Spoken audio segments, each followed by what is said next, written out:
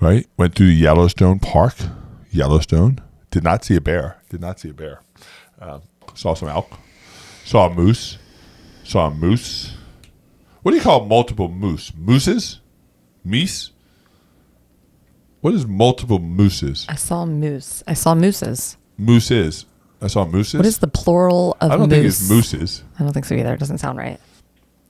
Let's ask Ben. The correct way to refer to multiple moose is simply moose. I saw moose. lots of moose. So is it I saw the moose? I saw a moose? I saw a group of moose. Or, no, sorry, a group of moose is referred to as a herd. Mooses? A herd of moose. So I saw a moose. Or I saw the herd Of moose. of moose. We can't use this. We sound really dumb right now. My question is, what's a group of Chad supporters called? There's never been a group. Just individual. There's two. Singular? There's two. We're working up to 3 to get to a group. Can somebody please be the third Chad follower?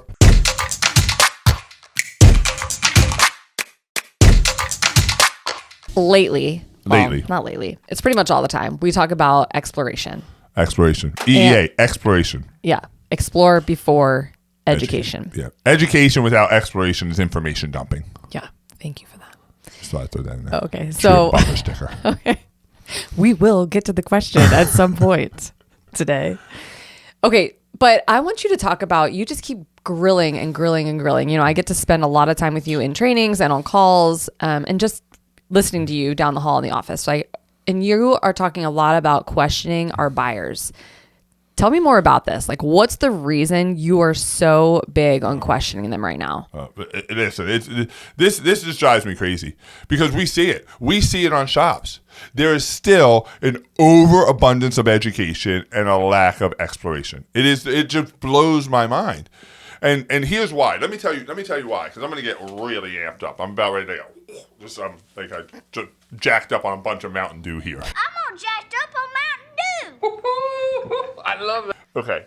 So exploration is always really important because sales is about exploration, not education. The reason why salespeople educate more than they explore is because they have 100% confidence in what they're educating about, but very low confidence in what they're asking. They don't know the responses the buyers are going to give them. So they just stick to the facts. It's like, I think this is, if you don't know Little Rascals was a TV show, you definitely don't know there's a show called, now I can't remember. Just the facts. That's what you get. Just the facts, Dano. Just the facts. Just the facts, ma'am. So you stick to just the facts. They don't ask questions. Here's why you want to ask questions. And here's why salespeople get it wrong. But here's the reason why it's so important right now to ask questions. Buyers are conflicted. Buyers have conflict.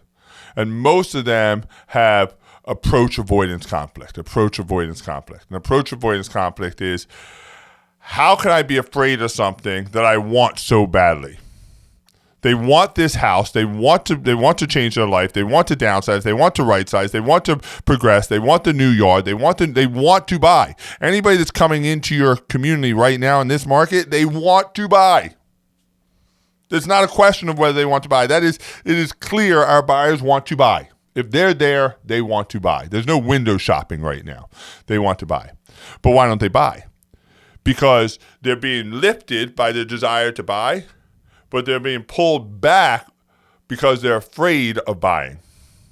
This is called approach avoidance conflict. How can I be afraid of something I want so badly? You with me so far on this, Morgan? Yeah. I'm telling you, just hold on. This was me. All right. So now these buyers have this conflict. They don't know that this is called approach avoidance conflict. They know that they're conflicted, and the manifestation of confliction is to do nothing. So they do nothing. They just wait. But the conflict doesn't go away. It just builds. As salespeople, our job is to help them through the conflict, help them sort out the conflict. You with me? Mm-hmm. Okay. Well, here's how you have to do it. It's the only way you can do it, is you have to get the buyers to self-influence. So salespeople are under this notion.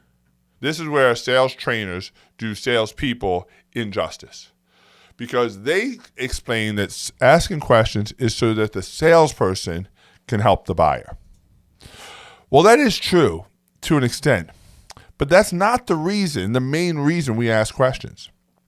The main reason we ask questions is so that the buyer can help the buyer.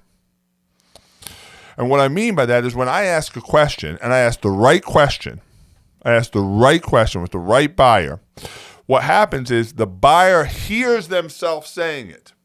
We bring the conflict out of their head and into the ether, into the sphere, into their own subconscious. So what's happened is I say, so Mr. and Mrs. Buyer, I sense some hesitation under the excitement.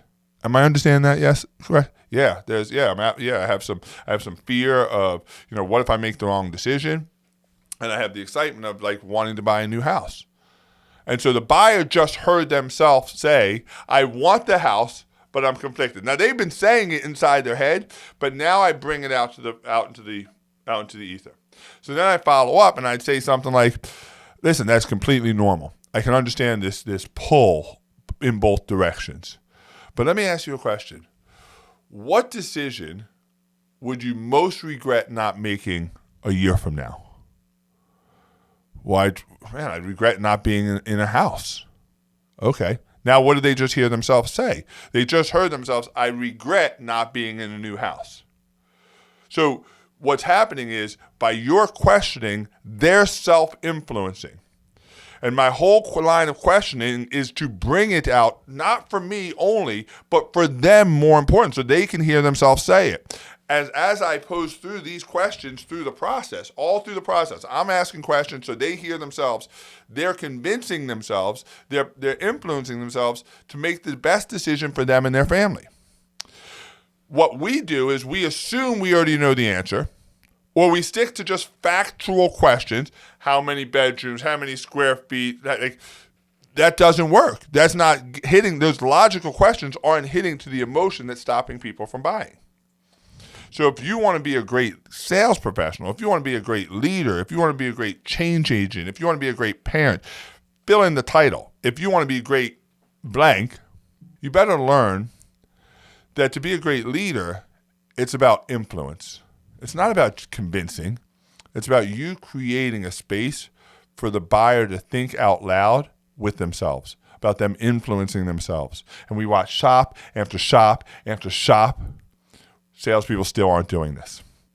And by the way, if you have a buyer that's struggling between approach avoidance conflict or avoidance conflict, and you just give them facts, all you're doing is adding more pressure.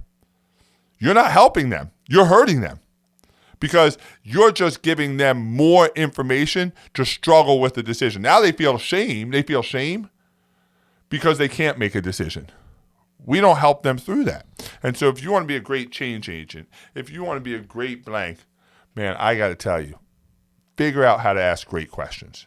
When you do that, people self-influence, you stop convincing, and that's why I said a couple weeks ago, right now we need to be more curious than we are convincing.